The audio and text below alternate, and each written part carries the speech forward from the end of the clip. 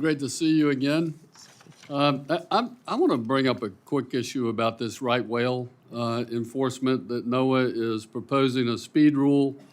Any vessel over 35 feet would be required to go no more than 10 knots for about half the year all along the eastern seaboard.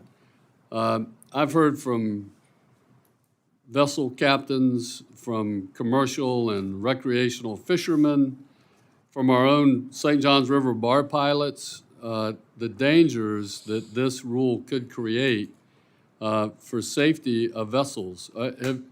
Has the Coast Guard been involved in this rulemaking? We are involved in the rulemaking in an advisory role with NOAA, and we are heavily engaged with NOAA on the rulemaking. We've advised on the AIS carriage requirements currently set for 65 feet and greater, and so a reduction to 35 feet creates a number of issues and challenges. We advise with regard to the safety of navigation, the need for commerce to flow. That dialogue and engagement is going on today, and will continue to advise NOAA as they work through their rulemaking process. Okay, so if I understand what you just said, Admiral, you're opposed to the drop to 35 feet? I'm not making a comment on the drop. I'm just acknowledging that AIS carriage requirements are currently set at 65 feet and above, and so there's additional work that would need to be done should the length carriage be reduced. Okay, I will just tell you that rule will have devastating consequences, I think, and just want to point that out. Can we talk about your helicopter fleet for a moment? You all have begun to transition to an all MH-60 helicopter fleet, working with the Navy to acquire those frames. You guys do a great job at extending the life of these things. It's amazing, but there are limitations. Yep. And so I know the GAO study recently came out talking about the need to look at a mixed fleet analysis and an analysis of alternatives to determine the needs for future rotary wing fleets. Now that this GAO study is done, it's my understanding you all are supposed to report back to Congress an aviation strategy. And how long do you think it'll be before that strategy is laid out? We're aware of the requirement to do the aviation fleet mix. As you know, the 65 or the Dolphin helicopter, we've extended that service life beyond service life that any other agency has operated the helicopter, which is why the transition to 60s is imperative. And we're well along transitioning air stations to 60s. The 25 budget includes $168 million to continue SLEP on 60s and an additional 4.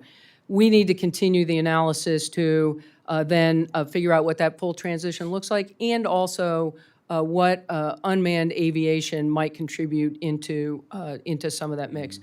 Well, the C-27 is not a helicopter. Obviously, that was zeroed out in the budget, a clear signal that the C-27 needs to be sort of transitioned out of the fleet, opening the door and opportunity for what is the right long-range fixed wing, mid-range fixed wing, unmanned system, and rotary wing asset portfolio for the organization. And Admiral, have you put pen to paper on that or pencil to paper to figure out what the cost of that's going to be going forward? We're working those details now, and specifically, in fact, we've just talked recently with regard to what does the transition away from 27s create from an opportunity standpoint? And I know we owe a brief over here within the next 30 to 45 days, and we're planning on meeting that deadline. Okay, and those costs, are they going to include?